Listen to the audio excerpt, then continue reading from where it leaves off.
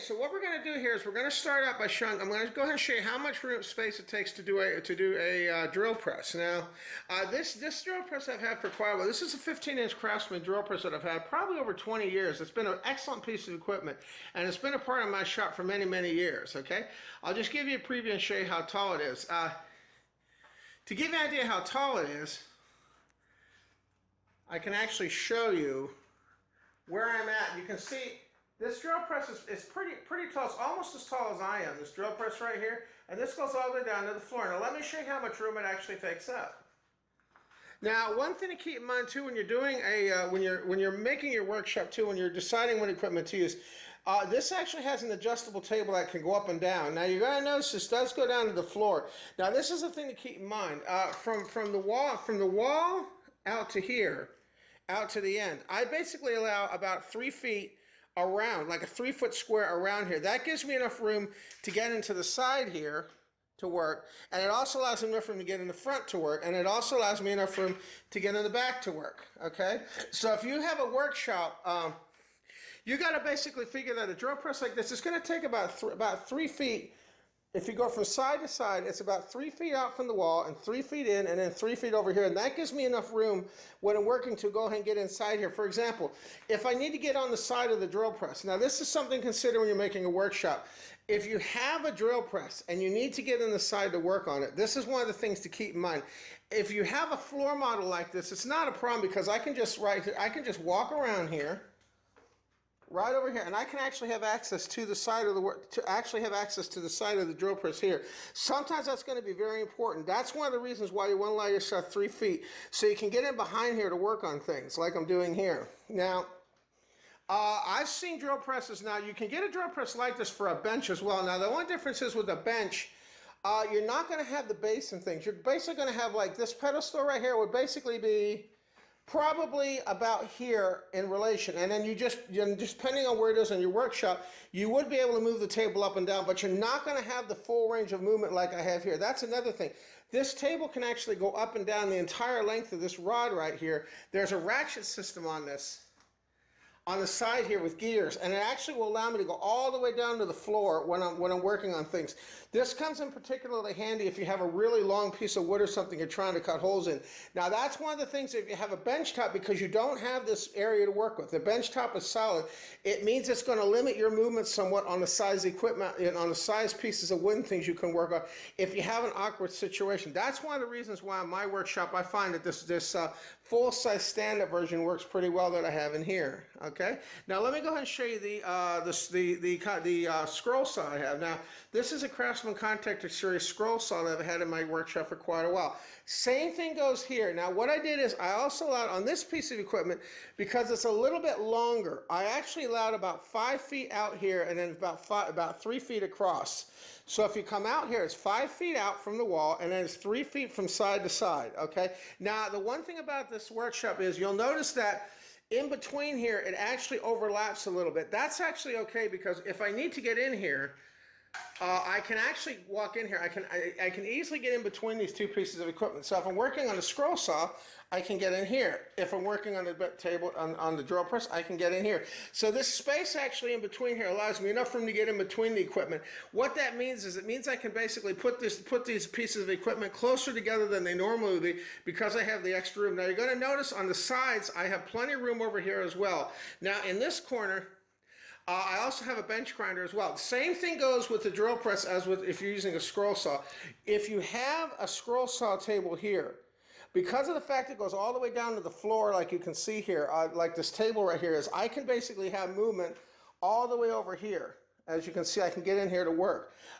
Having a scroll saw, it's very important to be able to get in here to work, especially if you're cutting certain types of things. So where you place your scroll saw, if you're using a bench type scroll saw versus this here, always remember that you want to have room to make sure you can get in the sides and things if you need to work on things. And that might affect where you actually place it on your workshop as well, you know, such as a bench and things like that. Now, what I was saying about weight-wise, these pieces of equipment, even if I didn't have the pedestal stand that you see under here, this piece of equipment probably will weigh over about 100 pounds. With the pedestal, this adds about 60 pounds onto the weight. Same thing with the scroll saw. It's about 60 pounds more. Without that, it would come into about 100 pounds. These are about 150 pounds a piece. Without that, it would be 100 pounds without the table itself. Now, you're also going to know something very interesting on the scroll saw. This scroll saw, if you look at the scroll saw, you see these bolts right here? There's actual bolts on the back of this. There's bolts here, and there are bolts underneath this table where it actually anchors underneath. You can actually have this piece of equipment mounted on a bench if you want. There's actual bolts that go underneath this table here. You see where those little holes are? There's actual bolts that go underneath and attach that to the table. You can actually take this off the table and use it on a bench as well if you want to. That's one of the things that's really nice about this setup, and that's something to consider when you're buying equipment. Now, another piece of equipment I have over here is my 6-inch bench grinder. Okay. Now, this is another piece of equipment. It has a stand that goes all the way up. Now, this piece of equipment, I pretty much the same as a drill press. I come out 3 feet, and then I have 3 feet over here, and then I have about 3 feet to the wall. I try to get as much room as I can. Same thing here. Now, the reason why is if you're working on certain pieces of objects and things, you have to get to the side. It's very nice to be able to get into the side when you're working on it as well. Now, the one thing to keep in mind with this too is, depending on what you're working on with these, this can be mounted on a bench. You actually can mount this to a bench. Now, there's actually a stand here. You can see there's bolts that attach this to the stand. Now, this is actually a little less than 100 pounds. This is about 60 pounds. With the stand, it comes out to about 110 pounds. Now, the same thing with the stand here, too. I can take the stand off and actually mount this on a bench. Now, the one thing to keep in mind when you're working with a piece of equipment like this, too, is that it does have guards and things on it as well, but it's not uncommon for a grinder like this to occasionally have sparks and things shoot out the back up against the wall, depending on what you're working on. So if you're setting up this on your bench, you want to make sure that whatever's behind it isn't anything that's going to burn easily, because this occasionally will shoot out sparks and things when you're working with it, because it's a pretty this is a pretty 1/3 horsepower grinder. It has quite a bit of power that I use. This is what I use to grind down metal and things as well. Now, let me go ahead and show you another object I have in here too, which is my table saw. Okay. Now, my table saw, for this amount of equipment, that's going to vary depending on your table saw, the amount of room that you have. Now, I basically, on my equipment, I try to allow about 8 feet. If from side to side, I allow about 8 feet to go from here and then all the way over to here. Now, the end of the table saw is actually right here. Now, one of the cool things about this is, if you're limited on space in your workshop, if you have a workbench, you'll notice I don't have workbenches in my workshop. I pretty much have all equipment. I actually can use this table here when I need to. I can use this as a workbench. All I have to do is basically just lower the blade down, and this actually can be used as a table. The actual table for this goes all the way from here. Okay, I have a cover on this to protect it from the dust and things, but it basically goes from here all the way over to here. That's where the table is. So when I lower the blade down and I push this guard up, I have all this space here to set my to set wooden things on when I'm working on it. Now, you're also going to notice that this is a floor model as well. As you can see here, it goes all the way, there's a table that it mounts on, it goes all the way to the floor. Now, this also, when you buy one of these, let me show you what it looks like on the front.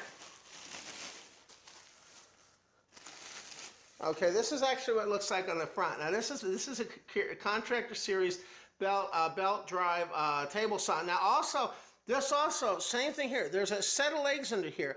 You can detach it from these legs and actually mount this onto a bench without having to use the table. Now, this piece of equipment is heavier. This is about 250 pounds, this piece of equipment here. Now, this is a 3 horsepower model. You can get different sizes of these, but the thing to keep in mind when you have one of these is, just like with the other equipment, you want to make sure you can get in on the side when you're working with it as well. So that way I have access to the side here. Now, the thing to keep in mind is, if you have this set up on a workshop, behind the saw, when you're cutting wood and things like that, you want to make sure you I usually allow myself about 3 feet behind the table saw. The reason being is, when I'm cutting wood, like if I'm making an arcade cabinet like I have right here, and I'm trying to cut a piece of lumber, a piece of plywood to make the sides for my arcade cabinets. This actually is one of the templates I'll show you. This is one of the templates I actually use for my arcade machines, you'll see. Now, if you go to my video, you can actually, if you go to video game video, you can actually see the arcade machine that I actually made here using this template that I have here that I made. And this is how I make my arcade machine. So you can see if you're trying to cut that on this table saw when it comes out, you want to make sure you allow enough room for the wood basically to come out. If you have a wall behind here, you're going to limit the amount of room you have. So you always want to make sure you allow plenty of room behind your table saw. I recommend on this one, if you have this on the bench, make sure it's a bench in the middle of your workshop and you give yourself plenty of room to get in the back of here. That way when the wooden things is coming out, you don't have a problem with it binding up and everything when you're trying to cut it. Okay. Now, another piece of equipment I have in here that I use is I have a Contractor Series joiner planer. Now, I haven't used this very much because most of the lumber I buy now actually already comes pre-jointed and everything, so I really don't have to do a whole lot with that like I used to. But with the piece, now you're going to notice this piece of equipment I have here, this basically is just sitting in the workshop. If I was to actually use this piece of equipment, this shelf right here, this actual dresser right here, this would have to be moved because I don't have enough room to bring the wood in here. This is basically just sitting here.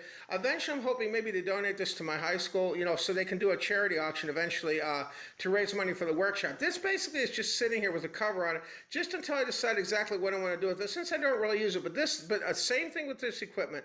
Just like with the table saw, you want to give yourself plenty of room because remember when you're feeding wood in here, however long the piece of wood is, the actual planing part is actually under here. So you want to make sure you give yourself enough room here so you can have enough room to work it with when you bring this in too. So if you have this on a bench, same thing here. You want to make sure you have room behind the bench, in front of the bench, and behind the bench to allow room for you to move. It's not so much important to have it behind here because I usually don't have to get behind here very much. Mostly I'm in front where this actually is here. And you can see that's also mounted on a table as well, as you can see here. But this also can be unbolted and mounted on a workbench. Okay, so this gives you an idea. You can see now kind of how my workshop's laid out. Now this is one of the things you have to decide when you have a workshop. Do you want to go with a full upright setup like I have here? Do you want to go with a bench type? If you have room for benches in your workshop, it is really nice to have. I recommend what we used to have in our shop at high school.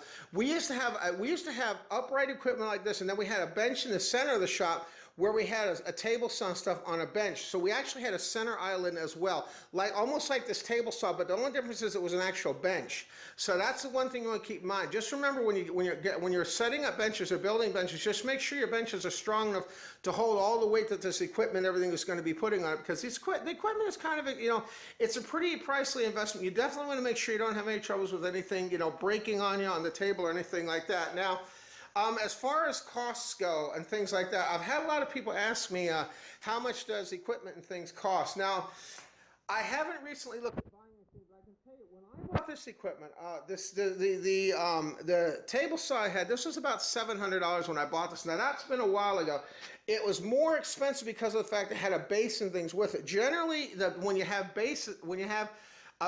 the workshop equipment with a base like this, generally the base is going to cost you more. It's going to cost more to buy equipment with a base like this because they have to have all this additional metal and everything in here to build that.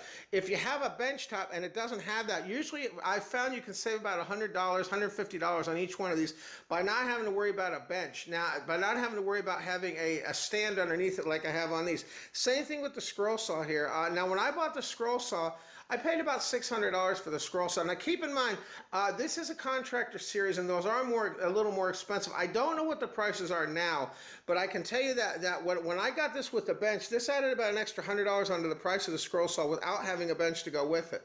Same thing with the table grinder. When I bought the table grinder, I think I paid about $400 for this. Same thing here. The stand was extra. I had to buy the stand. That was about $100 extra in addition to the price of the actual grinder. So if you can do without the tables, sometimes you're actually better off in a way using a bench versus having to buy the stands and things that come with these. Now, same thing with the table saw that I have here. The actual planer that's in the back there, that was about $500 that I had with the stand, was about an extra $100. Now, the most expensive piece of equipment I have in here is this table saw. This was almost $1,000 when I bought this, but remember, this is a Contractor Series grade table saw, so it does tend to cost more. But same thing with the stand. Now, the stand for this that I have, the actual stand stand. This was about $250 because this is a pretty good size stand. But same thing here. If you can avoid buying a stand, you'll probably end up saving yourself money as well if you can mount it on a bench top. Now, the one thing to keep in mind too when you have a bench top too is a lot of times your bench top table saws and things, they're not going to necessarily have as much power as they will with a full upright version like I have here. But in most cases for the home workshop, you can find a piece of equipment that'll work just fine if you have a bench top set up in your workshop as well. Okay, so this just gives you an idea, whether or not do I want to go with a full upright setup like this, or do I want to go with a benchtop setup? And it just depends on how much room you have in your workshop. But as you can see in my workshop, basically the only real bench space I have is actually what's on this table saw right here. Pretty much as far as actual bench space goes, I have a little bit on this cabinet here, but because my workshop is smaller, it's not a whole lot of room, and I have to have room for wooden things. For me, it was necessary to have these upright pieces of equipment to allow myself to have the space and things to move around in here as well, as you can see in here, and also to not have to worry about having trouble accessing these areas when I'm working on things here as well. Okay, so hopefully this video will help you out deciding whether or not you want to go with a stand-up, with a full stand-up piece of equipment, or a bench top. Okay, and I want to thank you again for tuning into the Kurt's Place channel here, and I hope you all have a nice day. Okay, thank you very much. Take care now. Bye-bye, everybody.